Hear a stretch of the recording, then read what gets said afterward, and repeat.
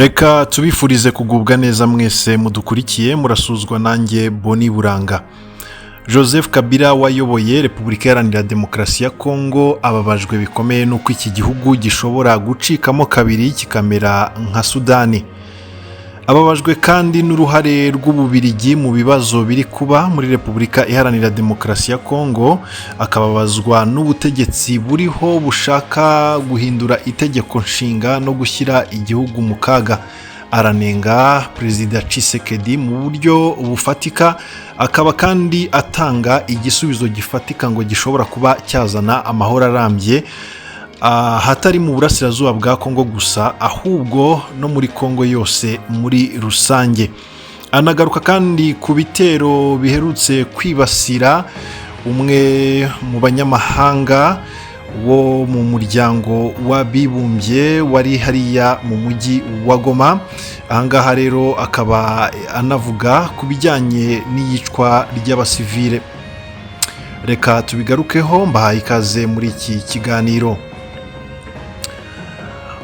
Perezida Joseph Kabila ni ukuvuga ni perezida w'icyubahiro, kuko ntabwo ari we uyoboye, ni perezida w'icyubahiro wayoboye Repubulika Iharanira Demokarasi ya Kongo. Afite byinshi atangaza, ni mu kiganiro yagiranye n'igitangazamakuru La Libre Belgique, akaba yagize icyo atangaza ku bibera mu burasirazuba bwa Repubulika Iharanira Demokarasi ya Kongo. Turaza kugaruka ku bijyanye n'uko abona igihugu cya Kongo uburyo gishobora gucikamo ibice kikamera nka Sudani, ariko reka tubanze turebe no ku zindi ngingo zitandukanye yagiye agarukaho muri iki gitangazamakuru. Joseph Kabila yatangiye avuga ku bijyanye n'igitero cya drone cyabereye hafi y'inyubako ye hariya mu mujyi wa Goma. Akaba rero yagize icyo atangaza ku mukozi w'ishami ry'umuryango w'abibumbye ryita ku bana UNICEF ndetse n'abasivili babiri bishwe. Ubwo rero Joseph Kabila avuga yuko ari ibintu bibabaje cyane kubona ubutegetsi bwa Kinshasa bukomeje kwica abasivile. Ati rwose nanjye ndi mu bahigwa, ndi mu baba bagambiriwe kwicwa, ariko birababaje uburyo abasivile bakomeje kwicwa. Ese mu by'ukuri ankete zizagira icyo zifata? Ati uko byamera kose ariko ndagerageza kugumana morale, ntabwo naciwe intege no kuba bampiga amanywa na nijoro. Joseph Kabila arabizi neza ko yamaze gukurirwaho ubudahangarwa, arabizi neza ko yakatiwe igihano cy'urupfu, arabizi neza ndetse ko bamushinja kuba ngo yabakorana na AFCM 23, akavuga yuko ibyo ngibyo bitamukanga. Ataho nca hose muri Repubulika Iharanira Demokarasi ya Kongo bakomeza kumfata nk'uwayoboye Kongo, ariko ibyo si byo mpa agaciro cyane. Icyo mpa agaciro ni uburyo igihugu cyabaho nyuma yanjye. Ati rero bamwe baratekereza yuko hari balkanization cyangwa se hari ugushaka gucamo Kongo ibice byinshi byigenga, ariko njye ku giti cyanjye ndabona ahubwo ari sudanization cyangwa se gucikamo ibice nk'uko igihugu cya Sudani cyabaye. Ati nkurikije ibyo mbona hano biri gukorwa muri Kongo bifite aho bihuriye n'ibyabaye mu gihugu cya Sudani, ku buryo dushobora kuzabona Kongo icikamo ibice bibiri. Umunyamakuru aramubaza ati ese uratekereza yuko hashobora kubaho ibice bibiri, icy'uburengerazuba bwa Kongo n'icy'uburasirazuba? Yemeza yuko ibi bishoboka rwose. Ati birashoboka cyane mu gihe twaba tutitaye kuri krize ihari cyangwa ku kibazo gihari kugira ngo gishakirwe umuti hakiri kare. Ati rwose ibi ni ibintu bishoboka cyane. Ahangaha ku bijyanye n'uburyo bwo kurinda ko ikibazo cyazabaho, Perezida Joseph Kabila, perezida w'icyubahiro wa Kongo, ati rwose muri 2001 hashize imyaka 25 dukemuye ibibazo byajyaga gusa n'ibi. Twemeje yuko hagombaga kubaho inzira y'amahoro kandi twarayubashye. Iyo duhitamo intambara byari gukunda ko dukomeza iyo ntambara, igihugu kigakomeza kubaho mu kajagari, ariko habayeho kuganira abakongomani bagerageza kwiyunga nubwo bitabaye 100%, ariko dushyira ku ruhande ivangura rishingiye ku turere no ku moko. Ariko kuri ubu ibingibi nibyo biyoboye igihugu, aho igitugu ari cyo cyashyizwe imbere. Kugeza ubu ntabwo leta y'i Kinshasa yigira ku mateka. Ati muri 2001 twari tukiri bato, twakoze ibintu bikomeye cyane, ahubwo bisa naho twarushaga ubwenge bamwe mu basaza bayoboye igihugu cya Kongo muri iki gihe batigira mu mateka. Ati muri 2001 twakoreye inama i Luanda muri Angola, hari harimo abayobozi b'ibihugu batandukanye, Perezida Dos Santos wa Angola, Mugabe wa Zimbabwe ndetse na Nujoma wa Namibia. Igihugu cya Kongo cyari kirimo imitwe myinshi yitwaje intwaro yarwaniraga ibintu bitandukanye, hari harimo ibihugu by'amahanga byari byarohereje ingabo, atariko byose byaje kurangira twemeje yuko habaho ibiganiro by'abanyekongo bishakamo ibisubizo, hashyizwe imbere gushaka amahoro. Societe civile yahawe agaciro, abanyapolitike barumvwa, ibintu byose bishyirwa ku ruhande, dufata inzira y'amahoro. Niyo mpamvu ibintu byaje kujya mu buryo, nubwo bitabaye 100%, ariko hari umusaruro byatanze. Ahangaha rero iki gitangazamakuru cyamubajije ku bijyanye no kuba abarizwa i Goma, niba nta bwoba biteza cyangwa se ngo byerekane ko yaba abarizwa muri AFC M23. Yatangaje yuko inyubako abarizwamo mu mujyi wa Goma ari inzu yaguze ahagana mu mwaka wa 1999, yerekana yuko afite uburenganzira bwo gutura aho ashaka muri Repubulika Iharanira Demokarasi ya Kongo nk'undi mukongomani uwo ari we wese. Yabajijwe ku bijyanye n'uruhare rwe mu bijyanye nyine n'icyo yakora kugira ngo afashe igihugu cya Kongo kwikura mu bibazo kirimo. Ati ibi birasaba ko abakongomani bose babigiramo uruhare kugira ngo igitugu kirwanywe. Buri mukongomani wese arasabwa guhaguruka. Iyi ni misiyo ya buri wese muri twe nk'abakongomani, kugira ngo rero ikunde nuko buri mukongomani ahaguruka akubahiriza article ya 64 yo mu itegeko nshinga ivuga yuko buri mukongomani wese akwiye kurwanya itsinda ry'abantu bashaka gushimuta ubutegetsi ku ngufu. Abajijwe ku bijyanye n'ibiganiro bigenda biba hirya no hino ibya Doha biri hagati ya AFC M23 na Kinshasa, ibiri Washington hagati y'u Rwanda na Kongo, ubushake bw'ibiganiro bwa Angola na Togo n'umuryango w'ubumwe bwa Afurika, aravuga ati kuba hari ibiganiro byinshi bingana gutyo ubwabyo birerekana ko hari ukudahuza kandi hari uguhuzagurika kwa guverinoma. Ati rwose nta bushake bwa politike Kinshasa ifite bwo gushaka amahoro, ahubwo urwo ruvange rw'ibiganiro rurerekana yuko basa naho batazi icyo bashaka.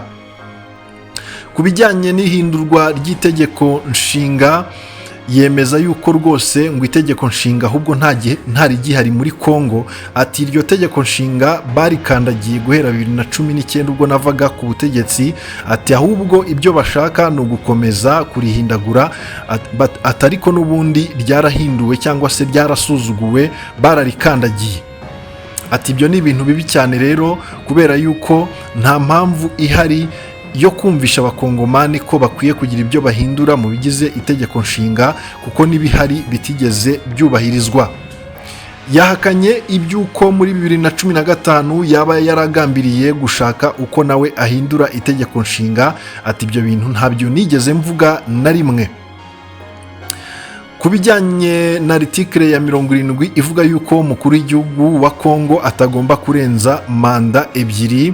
Ati rwose ibyo ngibyo bigomba kubahirizwa nk'uko nanjye narabikoze kandi nagerageje kunga igihugu cya Kongo.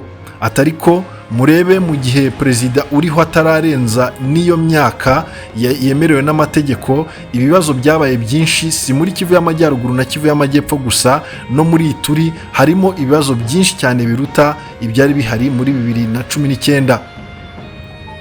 Ikintu kindi yagarutseho ni ku bijyanye na Corneille Nangaa wahoze akuriye komisiyo y'amatora yigenga muri Kongo.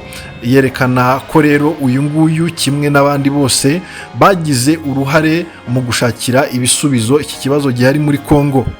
yemeza kandi ko bagize icyo bakora ku bijyanye no gushyiraho perezida uriho, ku bijyanye n'ubwumvikane, ku biganiro bagiye bagira haba mu mpuzamashyaka zitandukanye, aho bemeje ko Tshisekedi yagombaga gufata ubutegetsi ndetse na Joseph Kabila akaba yarabyemeje, ariko ngo ibyo Tshisekedi yemeje nta na kimwe yigeze akora.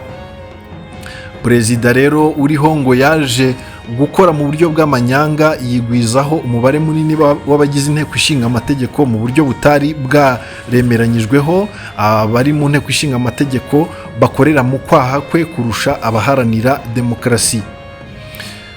Joseph Kabila yemeza ko uburyo Kongo iyobowe nabi ndetse ibi bikwiye gusenywa burundu hakongera kubakwa ibindi bishya, ko ntawakubakira ku bihari ngo bikunde.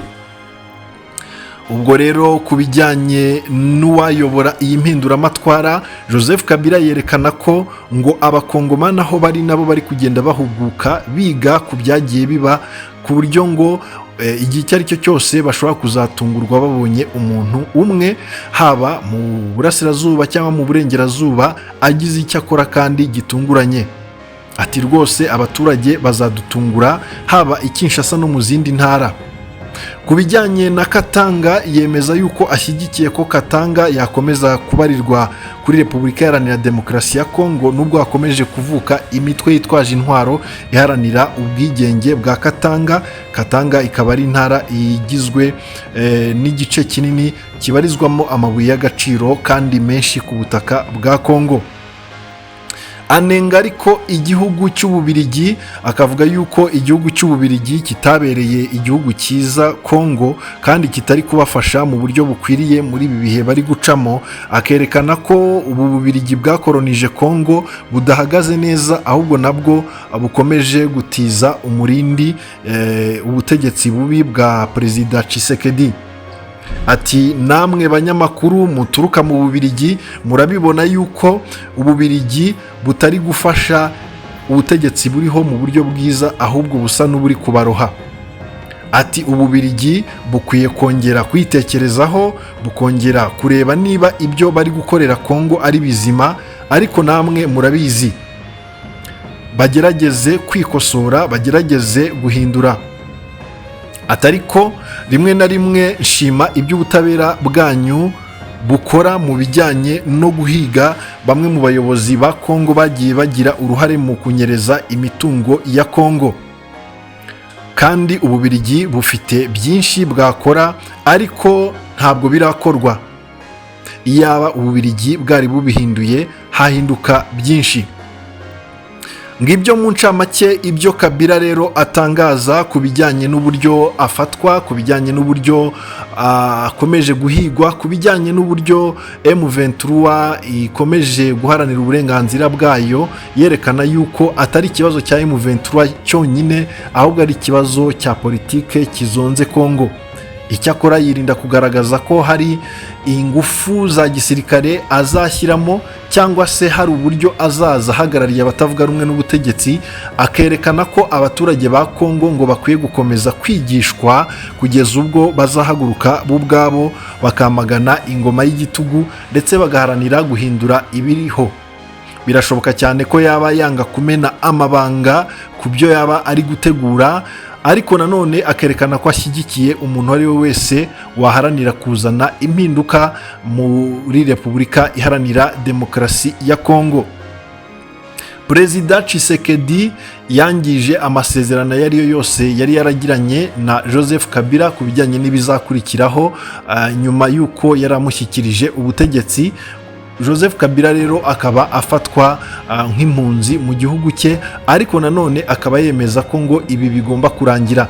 Joseph Kabila ntabwo yemera ko ubutegetsi buriho bufite ubushobozi bwo gukemura ibibazo bihari, ahubwo ngo igihe kirageze ko ibintu bihinduka bikongera gushakirwa umuti bundi bushya, inzego zikongera kubakwa kuko ngo ibihari byamaze kwangirika. Na rero ngiye gusoreza ikiganiro nari nabateguriye, reka mbashimire cyane kuba mwari mugikurikiye, mwari kumwe nanjye Boni Buranga. Reka abatarakora subscribe mbasabe kuyikora, abayikoze namwe ndabashimiye cyane, mukomeze gusangiza ibiganiro abantu benshi batandukanye, muduhe ibitekerezo, mukande like. Ibiganiro nakagaruka, reka nsoze mbifuriza ibihe byiza.